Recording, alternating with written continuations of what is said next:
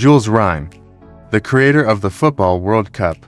Frenchman Jules Rimet was president of World Football's governing body, the Fédération Internationale de Football Association FIFA, from 1921 to 1954. It was this self-made professional man and religious believer who dominated the growth of international football. He was trained in law, and as an older man, the bearded, bowler-hatted, and bourgeois Rimet was an established figure among Parisian polite society. But he came from humble origins, born in 1873 into a modest family in rural France, and from an early age helped his father in the family's grocer's shop. From the age of 11, though, he was raised in Paris where his father had moved in search of work. He lived in the heart of the city, learning to survive in the tough urban setting, in part by playing football on the street.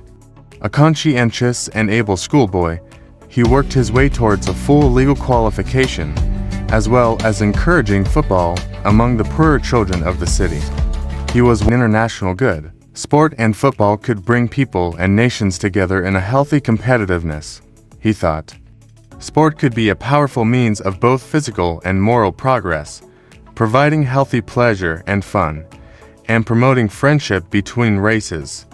He resisted, though, the development of continental confederations and the empowerment of football confederations in Africa and in Asia, arguing that decentralization would destroy FIFA, and that only direct membership will retain FIFA as one family. Heading FIFA during its formative years, Rimet gave it a clear mission to produce a global football family.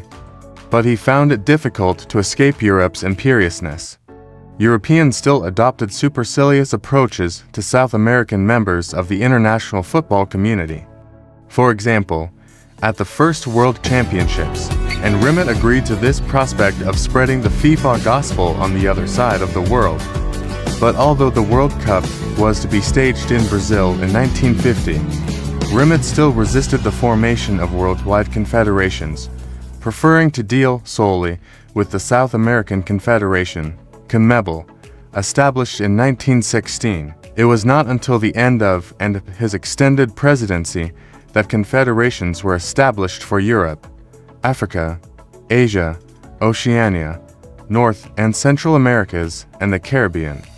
Rimet's vision was rooted in what he called, speaking at the FIFA Congress in Rio de Janeiro in 1950, the finest human qualities that football and sport could impart: loyalty to the spirit of the game, moderation in competition and sporting rivalry, and solidarity in clubs. But his philosophy of commonality of values, world unity of football, the essential goal of FIFA, has been an accomplished fact, unity both moral and material.